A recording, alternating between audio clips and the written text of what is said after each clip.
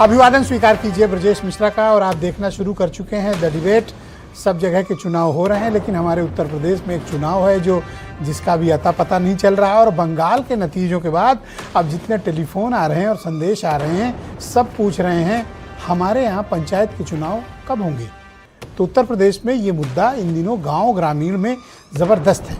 तो मुझे लगा कि ये उचित समय है कि इस पर एक डिबेट कर ली जाए। तो आज चर्चा है इसी विषय की।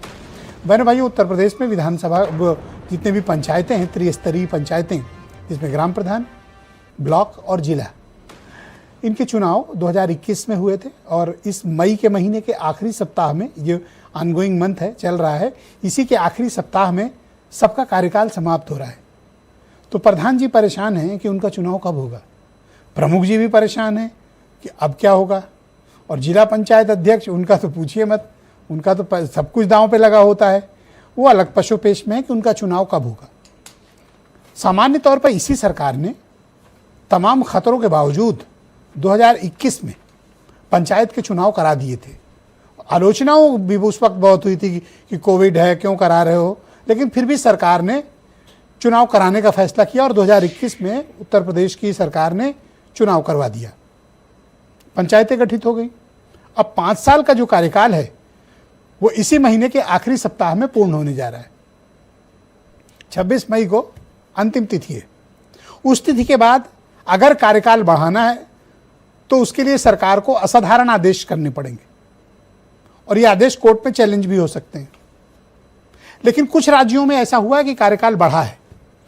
मसलन उत्तराखंड, अगर चुनाव नहीं करा रहे हैं तो जो मौजूदा प्रधान, प्रमुख और जिला पंचायत के अध्यक्ष हैं, इनके कार्यकाल को बढ़ा दिया जाए तब तक के लिए, जब तक कि नए निर्वाचन न हो जाएं। यह सामान्य प्रथा है, लेकिन इसके लिए असाधारण आदेश करने पड़ते हैं।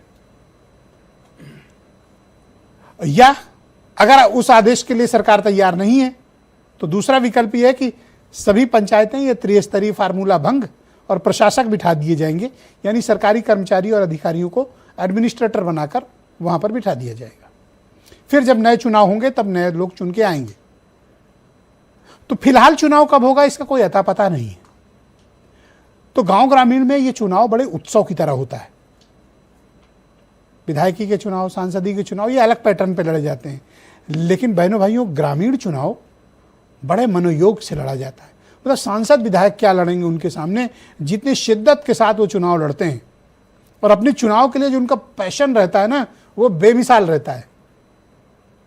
लेकिन अब वो बेचारे परेशान हैं कि बीजेपी ने बंगाल जीत लिया, बीजेपी ने असम जीत लिया, बीजेपी हरियाणा जीत चुकी है, बीजेपी महाराष्ट्र का चुनाव जीत चुकी है, बीजेपी सब चुनाव जीत रही है, तो हमारा चुनाव भी करा दो।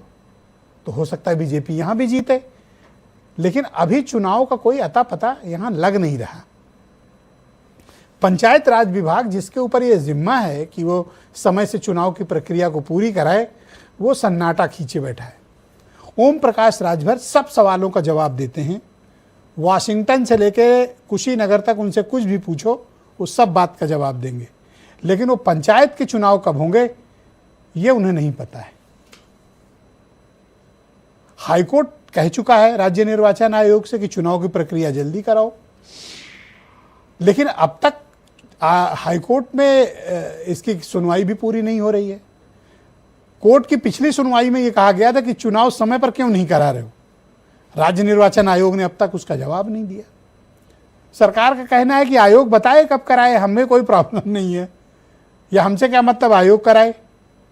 लेकिन अगर चुनाव कराना है तो पहले अति पिछड़ा वर्ग आयोग का, पिछड़ा वर्ग आयोग का कि संवैधानिक गठन करना पड़ेगा, जो आरक्षण की प्रक्रिया को रैपिड सर्वे के माध्यम से पूर्ण करेगा। आरक्षण लागू होगा, अधिसूचना होगी, तब चुनाव किए जा सकते हैं। उसके बगैर ये त्रिस्तरीय चुनाव नहीं कराए जा सकते। तो ना अभी आयोग बना है, ना उसको अभी दर्जा मिला है, ना अभी सर्वे हुआ है, ना रिजर्वेशन तय हुआ है, तो चुनाव कहाँ से होगा और कब होगा इसका जवाब भी किसी के पास नहीं है। तो ये जो लाखों उम्मीदवार और करोड़ों मतदाता हैं, इनका चुनाव क्यों टल रहा है।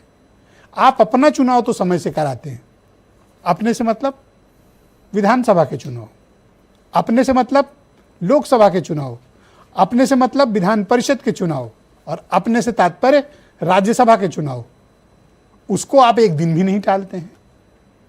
लेकिन ये गांव ग्रामीण के हमारे जो नेता हैं, हमारे जनप्रतिनिधि हैं और पंचायत राज की व्यवस्था है, इनके चुनाव में विलंब क्यों हो रहा है?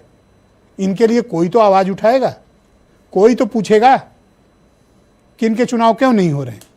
अकेले प्रधान जी ही परेशान क्यों हों? अपना चुनाव भी टालिए कभी, वो ना आपसे टलेगा नहीं, लेकिन इन गांव ग्रामीण के लोगों का चुनाव टालना है। तो चुनाव समय से कराया जाना चाहिए, इसके लिए सरकार को तैयारी भी पहले से कर लेनी चाहिए थी। तो क्यों नहीं हुई तैयारी?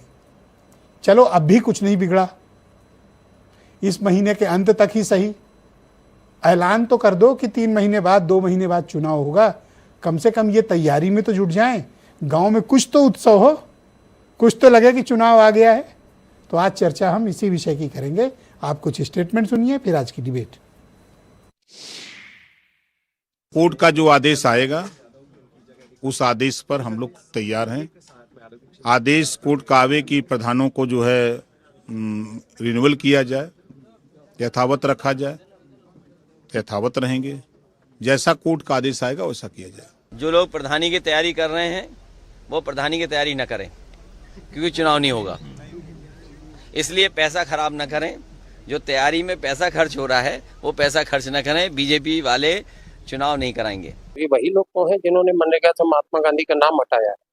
अब ये उनके सपने को भी खत्म करना चाहते हैं। ये किसी तरीके से नहीं चाहते हैं कि ग्रामीण क्षेत्र का विकास हो। और दूसरी बात ये जान रहे हैं कि इस समय पूरे उत्तर प्रदेश में इनके खिलाफ माहौल है। अभी पंचायत चुनाव करा देंगे, बुरी तरीके से धराशायी होंगे उत्तर प्रदेश के अंदर, और इनका चेहरा लोगों के सामने आ जाएगा। इसीलिए विधानसभा चुनाव तक इसको टाल। तो बहनों भाइयों, आज की इस परिचर्चा को आगे बढ़ाएंगे। आलोक अवस्थी भारतीय जनता पार्टी के प्रवक्ता हैं, दीपक रंजन समाजवादी पार्टी के प्रवक्ता, के पटेल राष्ट्रीय सचिव हैं अपना दल के, मेरे साथ देवकी नंदन मिश्रा जी मौजूद हैं, बहुत ही जाने माने पत्रकार, डॉक्टर उमाशंकर पांडे कांग्रेस कमेटी के प्रवक्ता, और वीरेंद्र सिंह जी हमारे नेशनल हेड। आप सभी का स्वागत और धन्यवाद। आलोक अवस्थी जी,